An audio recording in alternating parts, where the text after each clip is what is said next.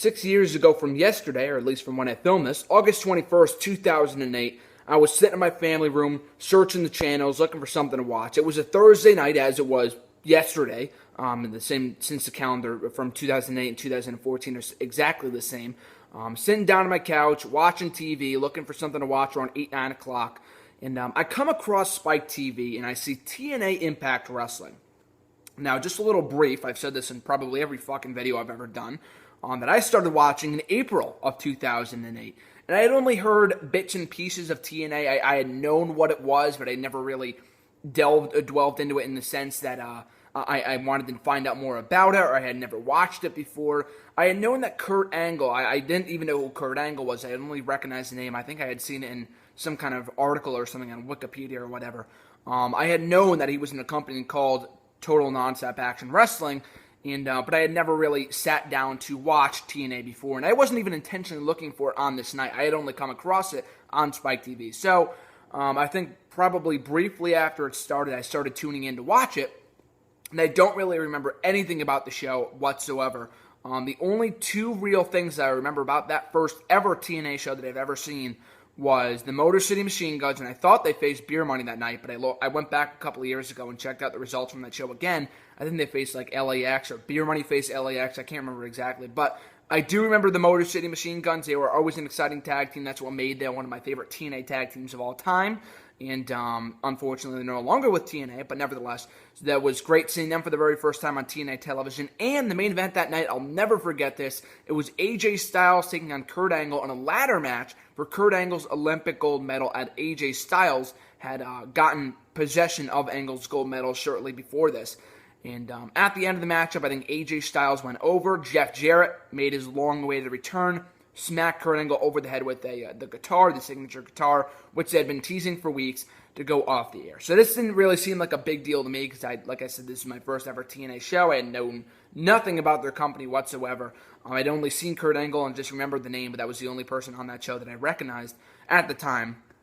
But anyway, though, that was pretty much what jump-started my fandom for TNA. I had never tuned into an episode before that, but I continued to watch religiously from that point forward. And it wasn't like with WWE, because when I officially got into WWE in April of 2008 when I watched that episode of Raw, April 14th of that year, and had never turned back since.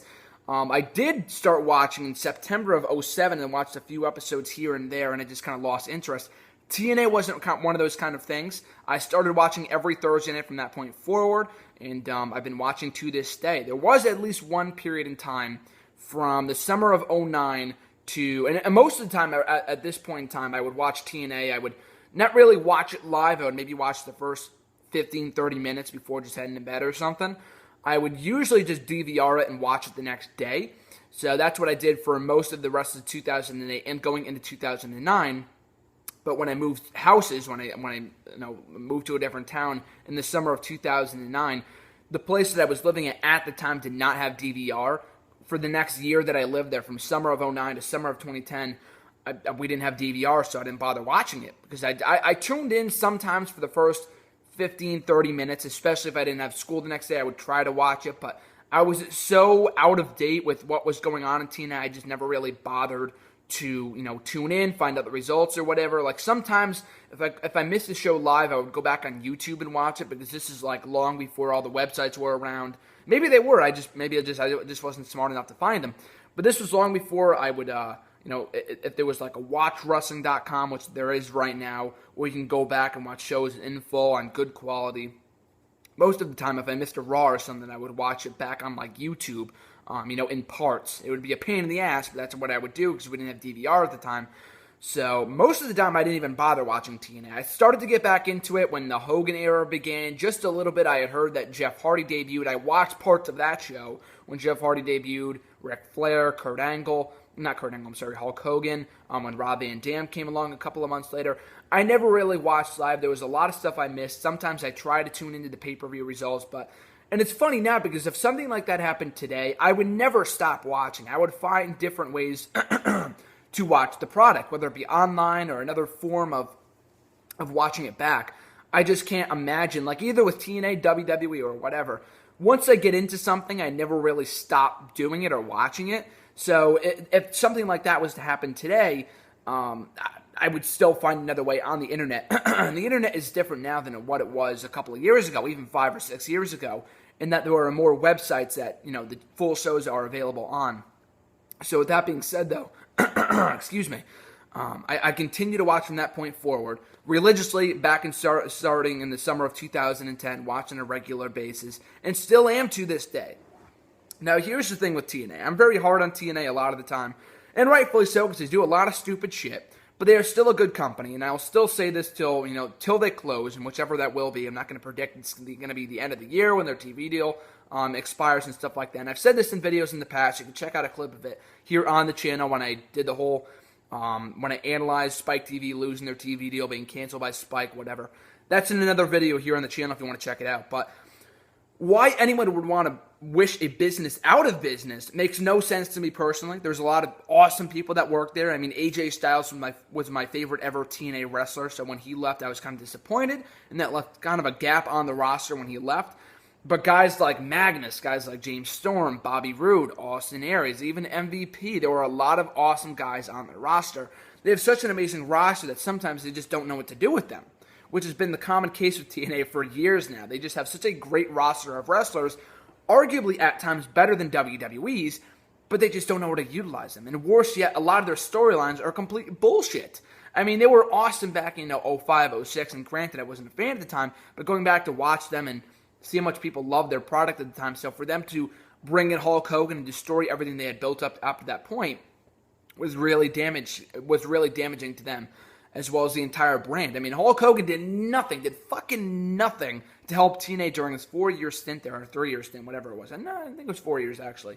Came in 2009, left in 2013. But anyway, though, Hulk Hogan was completely damaging to TNA, and they have really tried to bounce back from that since his departure in October. And I love Hulk Hogan. I'm a big Hulkamania mark. But he completely ruined TNA. He was not a good fit for that company whatsoever. Same thing with Ric Flair and Eric Bischoff. But since October, and especially over the last couple of months, they have really, upped their game a lot in terms of their storylines and their in-ring action, bringing in past guys, bringing in new guys. TNA has really, stepped up their game in the last couple of months with their New York tapings. And that brings me to my next point. So 6 years ago, I was sitting on my couch watching my first ever TNA show. Almost exactly 6 years later, in the month of August 2014, I go to my first ever TNA show. Now, I have made no bones about it that on my bucket list, so to speak, if you want to even call it that, I have 3 things. 1, to work for WWE. That's more of a goal than it is an accomplishment or, something to cross off the bucket list. There's that, to attend a WrestleMania, which I'm still hoping to do at some point, and to go to a TNA show. Now, before all these New York tapings happened, TNA had never really stepped foot here in the Northeast for a number of years. I live in the state of Connecticut. The last time they came to Connecticut was in January of 2012. And I knew that if I'm going to be off of college in Massachusetts for most of the year, that if they ever do come back to Connecticut for a house show or whatever, I would probably more than likely not be able to attend. So I knew that these New York tapings would be my last chance to go to a TNA show. So I jumped at the opportunity to buy tickets. And it was really weird, too, because I didn't plan this out in advance. I knew I really wanted to go to these shows because I knew they were coming back in early August when I was still off from school and I'd still be home in Connecticut and I would still be able to go. But I didn't want to take the day off from work because I'd already taken a lot of days off over the course of this past summer. So I didn't want to take a day off. It was more of those one of the things that if I wasn't working on either the Tuesday, Wednesday, or Thursday they'd be having the shows, then I would go. So I found out a week in advance that I'd be able to go on the Wednesday because I wasn't working that day. But we still waited until the following Monday to get tickets because I wasn't sure. I needed a ride, all this other bullshit. So I was finally getting tickets as of that Monday. We went to the show, took the subway took the train or whatever to New York City, to Manhattan. It was fucking awesome. The Manhattan Center has such history behind it since that was the same arena that WWE utilized for all the Raw tapings in early 1993 when Raw first got started. So all the history there was amazing. I really enjoyed it. It was an awesome experience live. Probably my second ever favorite wrestling show I've ever attended. It was so great to see a lot of my favorite stars up and close in person for the first time ever. And I knew if I didn't go to the show, I would sure as hell regret it, due to the fact that with all the confusion surrounding their current TV deal, that I don't know if I would ever be able to attend another TNA show, especially if they don't come back to New York, and I'm sure they will at some point. I know their next set of TV tapings, or tapings for that matter, will be taking place in Bethlehem, Pennsylvania, or whatever it is. That's going to be there for the next TV tapings. And even if they do come back to New York within the next year or so, I'll be up at school in Massachusetts, so I know I would not be able to go. So I knew that since I was off, I would jump at the opportunity. I did. I will not regret never going to the show, because I went and I enjoyed it. It was awesome. So I cannot suggest enough, I cannot recommend enough to you people to go to a TNA show, regardless of how much you hate it. And I know TNA has its haters, and just because, I complain about the product at times, I complain about a lot of the shit they do, and like I said before, it's rightfully so, it's well-deserved, because they do a lot of stupid shit. But with that being said, though, it's not one of those things, and I've stated this before with WWE earlier this year, but it's not one of those things where I hate TNA, I hate everything they're doing, they're complete bullshit, and I just tune in just to see a train wreck, because I just want to see them fail. That's not the case whatsoever. I want to see them survive, I want to see them flourish. Just because sometimes I predict their imminent doom is not because I want to see it happen. I do not want to see any wrestling company go out of business. I don't want to see anyone out of work. I only say that because I want to see them do better. I want to see them survive. I want to see them flourish. I want a better wrestling community, so to speak. I always love the alternative. I love the alternative to WWE, which is TNA. So if something that WWE isn't doing right, I can always turn to TNA for some awesome entertainment. That was also the case in 2012 during the summer of that year. I was, preaching to the gods that TNA was the best thing going at that time, and it was, over WWE. And I had actually convinced some people who had been turned off by TNA for the longest time to change their minds and tune in to what was an awesome product at the time. And whether they're doing better now than they were then is debatable, but they really were putting on a great product at the time. And some of those people may have turned away once they realized that the product was shit again. But I had really tried to convince people that TNA had improved, they're doing better, they were doing better than WWE in some aspects, not in terms of finance or anything like that, but in terms of being consistently entertaining on a weekly basis. So that's the thing, like with this past summer, I think a lot of people have given TNA a second chance with their recent New York tapings, which they've really hit out of the park, and I just really want to see them continue to flourish going forward. So here's hoping that people, like I said before, I'm just one of those people that want to see them survive. So I will complain about them from time to time, or most of the time, because they do a lot of stupid shit. I just want to see them survive. I want to see that alternative. And TNA, like I said before, a lot of people just don't realize that, is that TNA, while they are no competition to WWE whatsoever, they are an alternative to the WWE in terms of being different, providing a completely different product than what the WWE is putting on, whether it be good, bad, or indifferent. It's something different than from what WWE is. That's exactly the same thing with Ring of Honor. If you don't like something that WWE or TNA are putting on, you can always turn to Ring of Honor. I just think there's this notion that some people just like to watch one company, which is fine. I'm not at all making anything, saying anything bad about that. If you solely watch WWE, that's completely fine. If you only watch TNA, that is completely fine. But me personally, I'm not a WWE fan. I'm not a TNA fan. I'm a wrestling fan. I like all forms of wrestling. And yes, I don't sit down and watch CZW or Japan Wrestling every single week. I just don't have the fucking time. Some people do. That's great. That's awesome. If you could sit down and watch some indie shows every once in a while, Pro Guerrilla Wrestling or whatever it's called, that's awesome. I'm not saying I don't like to watch that kind of stuff, and I've said this before. I just don't have the time. So with all the stuff that I watch from WWE and TNA, that's enough for me. And I also watch Ring of Honor nowadays too. But that's the best thing about it, because if some people solely watch WWE and you don't like what they're doing, you don't like the direction they're taking, then you're out of luck. You're shit out of luck because you don't like the only company that you're watching. You don't like what they're doing, so you got to deal with that bullshit. Unless you're a TNA fan also, and you can also tune into their product when you don't like something that the WWE is doing. So that's one of the benefits. That's one of the many benefits of being a wrestling fan, that you can always turn to another company when one company isn't doing something that you like, or you don't like the direction they're taking, or something along those lines. So even so, all these years later, 6 years later, I'm still as big of a fan as TNA as I was when I first started, if not a bigger fan. Just going to that TNA show in New York in the Manhattan Center a couple of weeks ago was an absolutely surreal experience, and I cannot recommend it enough to people to go to a TNA show, jump at the opportunity.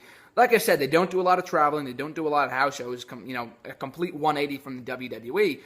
But with that being said, though, they have such an environment about them. They have this atmosphere that is completely different than WWE's. And don't get me wrong, that Raw that I went to on June 30th of this year, the night after Money in the Bank, is still to this day my favorite wrestling show that I've ever attended.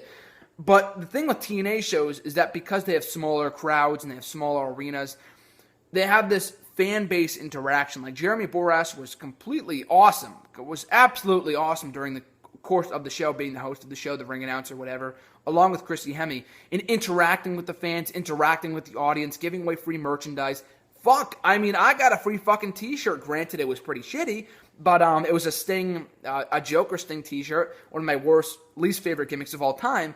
But anyway, though, I got a free t-shirt because I was tweeting hashtag TNA Live or whatever it was, and I scored a free t-shirt, and it was pretty awesome. So, with that being said, I very much look forward to TNA, whatever direction they take going forward. Here's hoping they can land a TV deal, and that's the biggest thing right now. And I've said this before, but I don't think just because they might leave Spike that they'll be, completely out of luck. I think they will find another network, whether that be the Spanish channel, the Weather channel, whatever. They will find a new home at some point. That's just my personal opinion, my personal prediction, though. I'll have to wait and see where, in terms of where that goes. But even still, for all this bad news that I hear about TNA, I still have this hope that they will be sticking around because, like I said, it's without TNA, I mean, you could say whatever you would like about them. You can hate on them all you want. You can say that they're not as big of a threat to WWE as some other companies are, even though they are the second biggest company in the U.S. And while that is true, they provide an alternative to the WWE. More often than not, sometimes they like to copy a lot of the shit, and WWE is guilty of the same thing with the Claire Lynn's bullshit a couple of weeks ago, but that's another video for another day. I want to see TNA go out of business. I've been watching faithfully TNA for the last 6 years, and I will continue to watch going forward. And granted, it's not the same anymore because they're on Wednesday nights. I'm not saying that's a bad thing. If anything, that's a good thing. Because, Wednesdays was kind of a vacant spot. Now NXT and Superstars are also airing on Thursday afternoons as opposed to Thursday nights. So with that being said, though, I will kind of miss that Thursday night feel to TNA Impact. It was, watching Impact, one of the best parts about it was knowing that Friday was right around the corner. And now that's no longer the case with them airing on Wednesdays. But nevertheless, I will still continue to watch TNA going forward because I am that big of a TNA fan.